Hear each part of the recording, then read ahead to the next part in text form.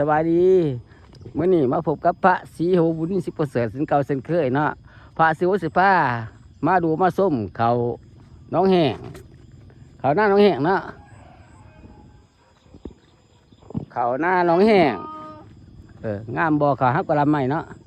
พี่ที่จะทนหน่อยจะมานั่งมาย่างมันก็ไปก้อนบางงาที่เฮ้ยไปบ้านบางงาเนี่ยมากองเดี๋ยวหน่อยเนี่ยมากองพามาดูมาชมพามาอยู่มาชมเขาหน้าเนาะเขาวิสิประเสริฐ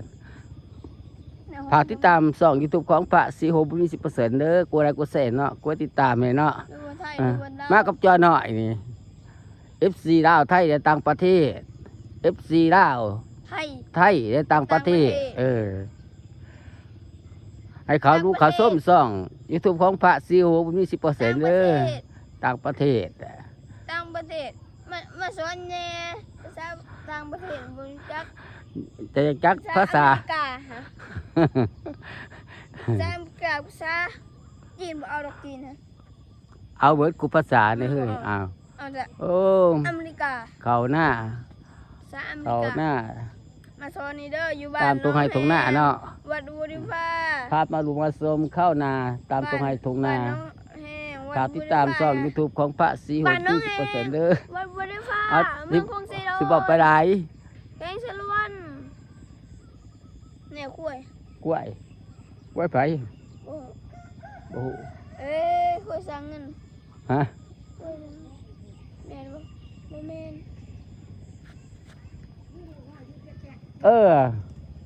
เราอยู่ประแจกอยู่นี่จักปีอายุ8 ปี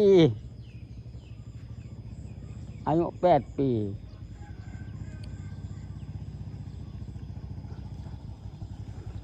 จะเอาไปมื่อหน้ากล้วยนี่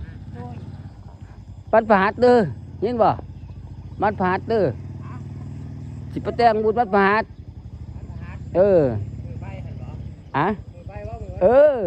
จำแต่เช้าเต็มบุญยังสิไปหน้าโซว่าบัดนี้แล้วนั่นสิคนสิไปเอากล้วยไปมื่อหน้าเพื่อนหัวหน้าเพื่อนหัวหน้าเสียหิเพื่อนหัวหน้าเสียหิสิกาเนาะบ้านทั้งแห่งคุ้มนู้นสว่างงานยังไงใส่แต่งบุญนะบวชไปบวชด้านซ้ายอยู่ปูนอยู่ปากซี่พอ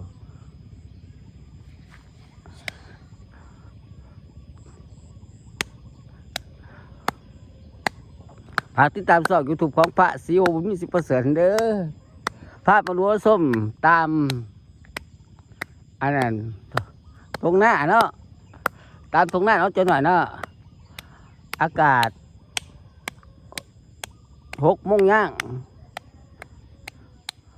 อากาศงามหลายเนาะ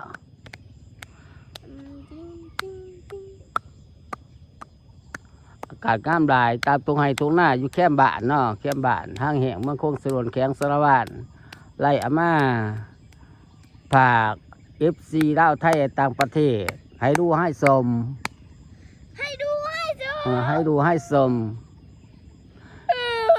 ดูที่บ้านห้างแห่งเมืองคงสรวนแข็งสารวัตรวัดบัวเดว่าอยากจะมิงบัวเดว่าอยากจะมิงงามหมดจนอะไรเขางามให้หน้าน้องบ่หน้าอีหยังนี่น้องบ่ดีว่าฮะหน้าให้มันบ่มีน้องเห็นน้องให้ใหญ่ให้ใหญ่เนาะพายถ้าได้ลามแดวพายนะเดี๋ยวแล้วตัวนั้นยังตัวนี้แล้วเจ้านี่2 เจ้าดิตัวนั้นเจ้าหนึ่งให้หนึ่ง2 เจ้าน้องอันนี้เพิ่นว่าน้องแห้งเลยนี่น้องแห้งได้นี่บรรยากาศฝาบน้องแห้ง ดำหนักซื้อน้องแห้งมีอย่างแน่มันเป็นอะไรจังกันซื้อน้องแ ว่าน้องแห้งมันมีแห้งจับด้วยกกใหม่แห้งข้าวนั่นแห้งเจ้าบ่เห็นแห้งของเจ้ามันเจ้าไปใจตัวแห้งอ่า เนี่ยมันจับพวกไม้ มันจับกกใหม่มันเห็ดทั้งเห็ดเถื่อนมันกกใหม่ใหญ่เด้แต่กี้มีกกใหม่ใหญ่แต่ว่าเพิ่นว่าน้องแห้ง แล้วนั่นบ่โทรจะโอ้ซ้ำ ฮะ ตำหน้าบ่โทรจะโอ้ซ้ำหน้าตาแห่งอยากหัวหน้าตา จัวหน่อย แห่งจับคุณไม้ ฝากติดตามช่อง YouTube ของพระศรีโหบุญมีสุประเสริฐ มัน เด้ มัน อ สีตีนบ่แม่น ก บ่ ดไลค์กดแชร์แน่หวายมันก็สองตีนแต่ว่าเฮ้ยมันสิสี่ตีน มันหนุ่มจ้ะมันหนุ่มจะเด็บมันยาวบ่ยาว จำบ่นี่ฮะเกินไปนี่ แห้งบักใหญ่อ้อบ่เคยเห็นแห่งนะต้นไม้ต้นไหน มันก็บ่มีอีกต้นใหม่ได้คือเดียวนี่ต้นใหม่ในกลางมันแห้งผู้ใดหรือมันก็บ่มีเลยเป็นไห้เป็นหน้าล่ะ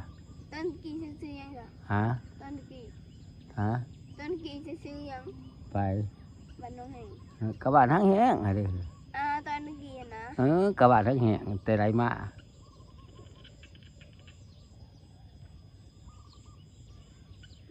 ฝากติดตามช่อง YouTube ของพระศรีโหบุญมีสิประเสริฐให้เด้อกดไลค์กดแชร์เนาะกดติดตามให้เนาะ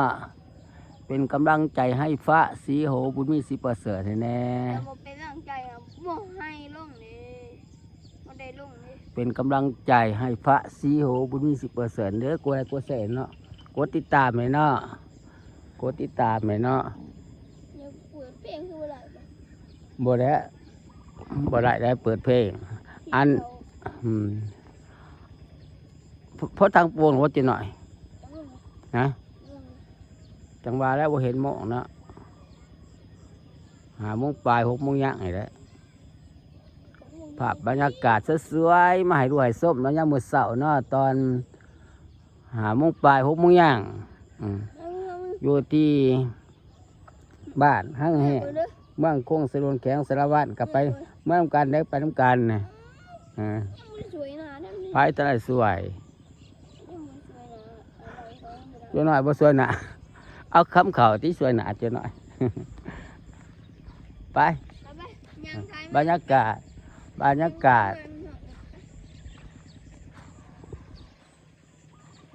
าชิวบุญนี่สีประเสริฐโอ้ตามแน่ ภาพบรรยากาศทับยัง เขาไม่เห็น ฮะเมื่อเขาเพิ่นกับบ้านเอาได้เฮ้ยกะเอามาแต่อันบ้านเอานี่แหละเขาภาพบรรยากาศภาพบรรยากาศน้ำมือเศร้า